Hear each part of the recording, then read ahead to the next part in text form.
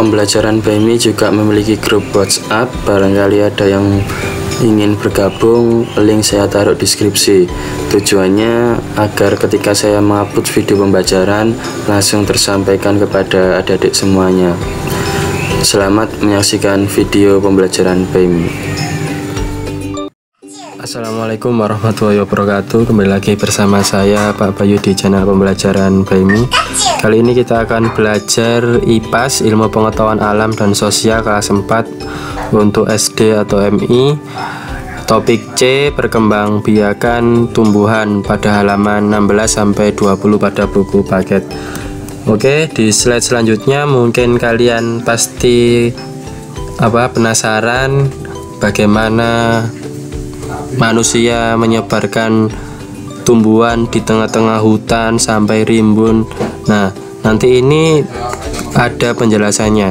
Bagaimana tumbuhan berkembang biak, bagaimana cara tumbuhan menyebarkan bijinya, mengapa tumbuhan perlu menyebarkan bijinya. Nah, ini nanti kita akan bahas keempat topik ini.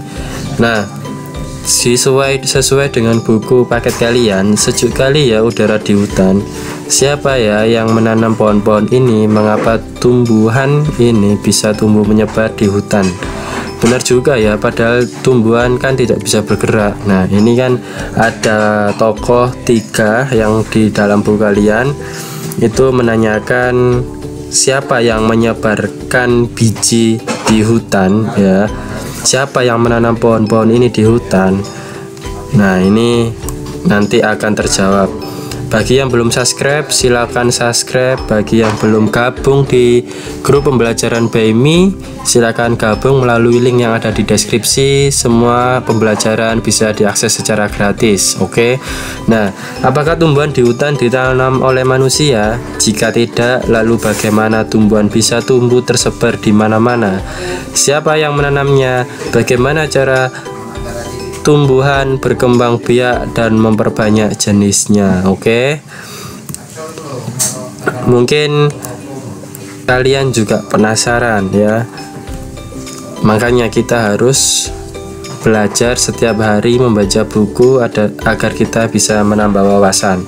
Nah, di C1 ini itu proses penyerbukan itu ada bunga sempurna dan bunga tidak sempurna.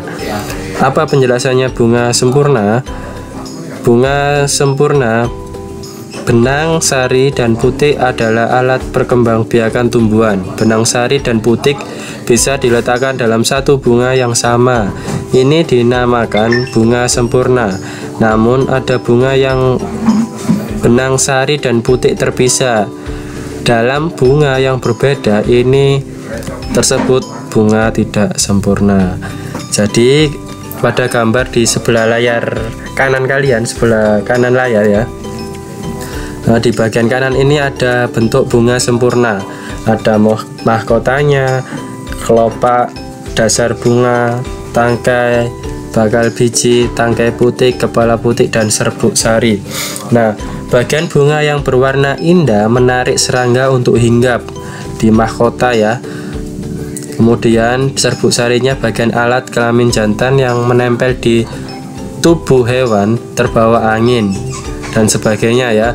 Nanti ini ada penjelasan khusus kenapa serangga serbuk sarinya bisa menempel di serangga ya. Nah, kepala putik tempat menempelnya serbuk sari. Kepala putik ini tangkai putik, bakal biji tempat tumbuhannya biji setelah terjadi perkembangbiakan. Nah, nanti kita bahas.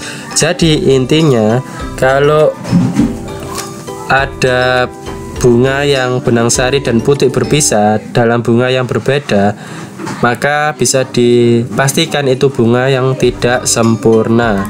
Nah, kalau bunga tidak sempurna, bunga betina ya, kelopak putik, tangkai putik, dan pangkal biji. Kalau jantan itu ada serbuk sari, kepala sari, tangkai sari. Gambarnya seperti ini. Bedakan di sebelah kiri, ini adalah bunga betina dan ini adalah bunga jantan. Nah, kalau bunga betina itu tidak memiliki serbuk sari, kalau jantan memiliki serbuk sari ya. Itu bedanya. Oke.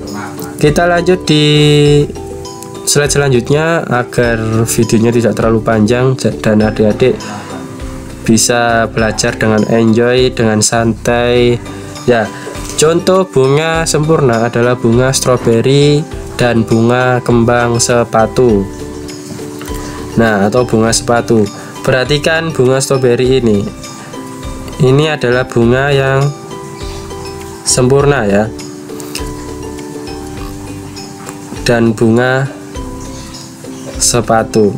Ini adalah contoh bunga stroberi dan bunga sepatu. Sudah bisa dibedakan ya, ada serbuk sarinya di atasnya bunga, dan mahkota ini agar menarik serangga hinggap di bunganya. Nah, serbuk sari, serbuk yang berasal dari benang sari dan terdapat di bagian kepala sari. Nah, fungsi letak serbuk sari itu berada di bagian kepala sari. Ini contoh pohon jagung ya, ada bunga jantan dan bunga betina. Kalau bunga jantan itu ada serbuk sarinya ya di pangkal ini, kalau bunga betina di ujung sini, dan itu tidak ada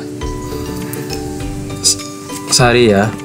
Oke, pada jagung terdapat bunga jantan dan bunga betina. Nah ya, di bunga jantan itu ada serbuk sari atau ya bisa disebut dengan bunga ya. Nah, hubungan antara serangga dan bunga, tadi kan penasaran bagaimana tumbuhan itu berkembang biak dan menyebar di hutan yang sangat lebat. Apakah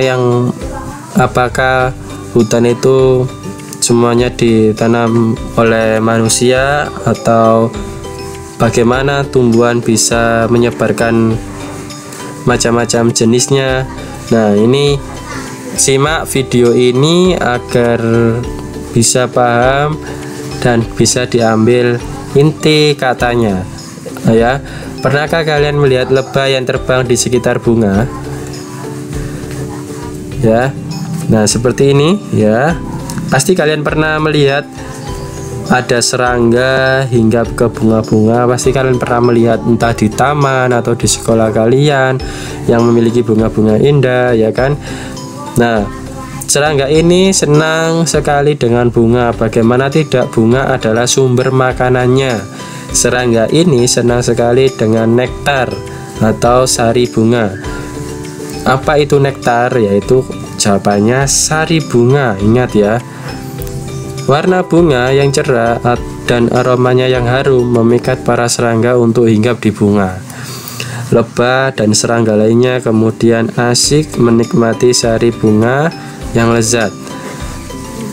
Ketika itu, serbuk sari akan menempel pada tubuh serangga dan akan menempel di ekornya atau di sayapnya atau di sekitar mulutnya.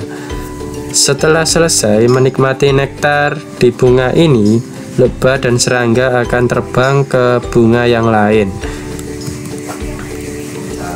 Saat serangga menikmati nektar di bunga yang baru, benang sari yang ada di tubuhnya akan jatuh ke putik bunga. Lalu terjadinya ya yang namanya penyerbukan. Jadi bisa dipahami ya, ketika ketika serbuk sari itu menempel di tubuh serangga, entah di sayap, di ekor, di mulut, kemudian serangga itu akan pergi ke bunga yang lain. Nah, serangga kan tidak bisa membedakan ini bunga jantan atau bunga betina. Kemudian benang sari yang ada di tubuhnya tadi jatuh ke putik bunga. Nah, lalu terjadilah namanya penyerbukan. Penyerbukan itu ketika benang sari menempel di kepala putik.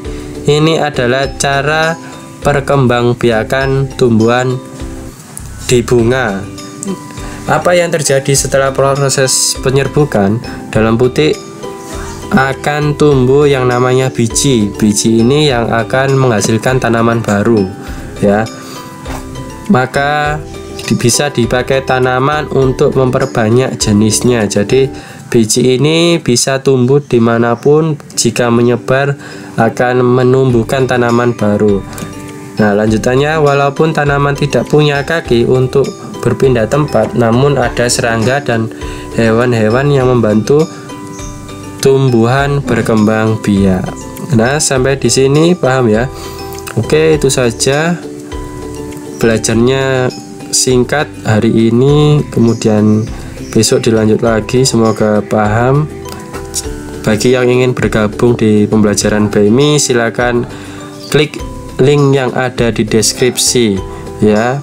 Yang belum subscribe silakan subscribe. Itu saja dari saya, kurang lebihnya mohon maaf. Sekian, terima kasih. Assalamualaikum warahmatullahi wabarakatuh.